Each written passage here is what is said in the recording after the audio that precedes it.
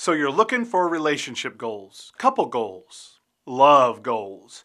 In this two-part video, I promise I'll tell you what love is, what it's not, and I'll give you what it takes to have the greatest, most promising love you could ever experience. And it'll take you both to make it happen, though. You got to watch till the end to fully understand.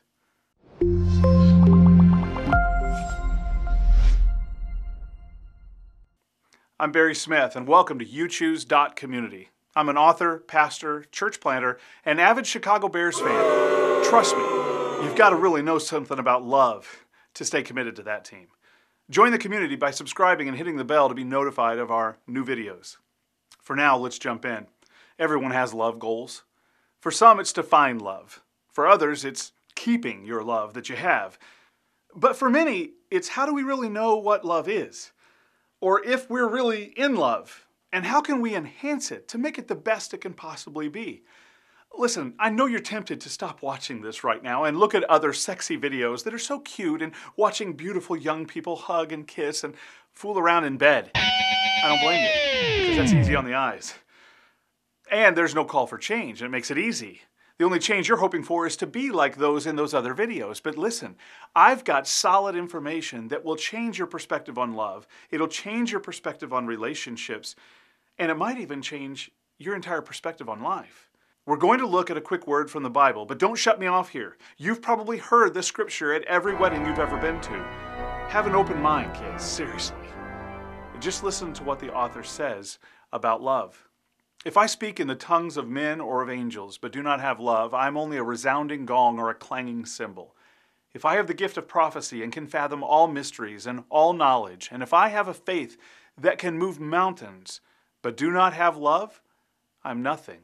If I give all I possess to the poor and give over my body to hardship that I may boast, but do not have love, I gain nothing. Let me talk to the ladies right now. Have you ever dated a guy who said all the right things? He knew just what to say and how to say it to give you goosebumps. Hey, baby, you know you're the only one. You got what I need, girl. You're my boo, baby. Okay, I'm not that suave, I get it, but you know what I'm talking about. The Apostle Paul says, dude, listen, if I'm super eloquent in speech, I can say all the right things that scratch all your itches. I can make you feel like you're the only girl in the world. But if I don't love you, I mean really love you,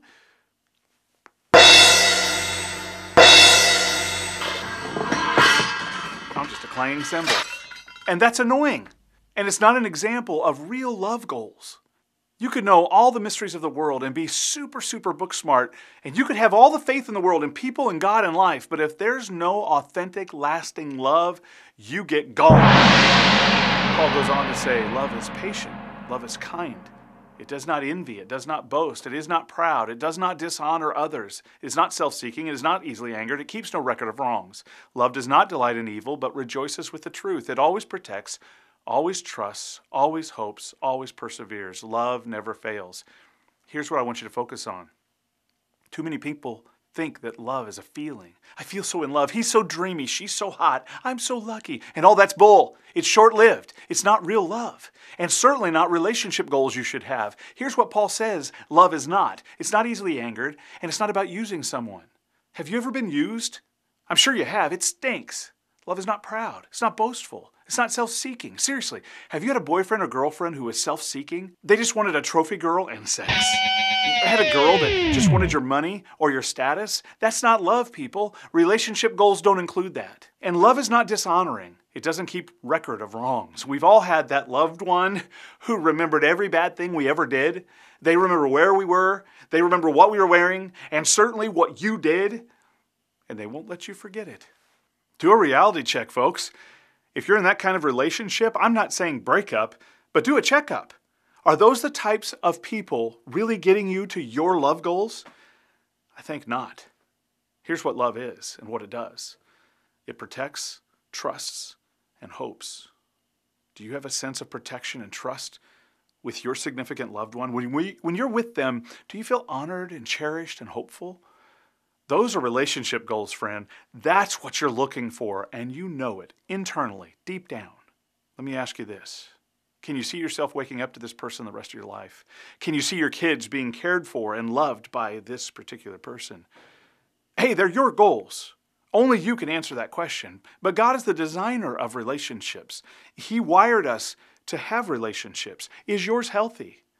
Maybe it's time to restart your relationship goals and love goals, but that starts with you. If you're in a dead-end relationship, then stop. If it needs an adjustment, then adjust. If you're fishing for Mr. or Mrs. Right and they're all losers and you keep throwing them back in the water, maybe you could look at yourself. What are you using for bait to catch that perfect fish? If we can't look at ourselves and see that we might be the problem, then we're all doomed to screw up our relational goals. The best thing you could do for yourself, for your spouse, for your future children is to be whole yourself. And then to look for someone else who is whole. Because when you're whole, you know who you are and who you aren't. When you both strive for the same love goals, and we know what love is and what it isn't, then we can accomplish those goals together, unified and on the same page. It doesn't always work out perfect, I understand that. But that's why love is there.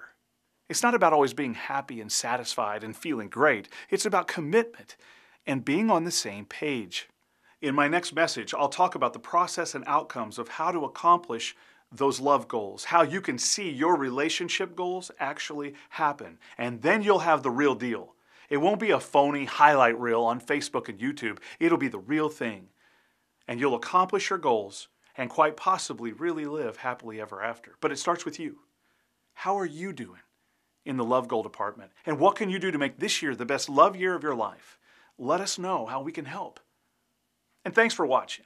And if you'd like to hear more messages, subscribe to this channel, give us a like and a thumbs up, ring the bell, and please let us know how we can pray for you.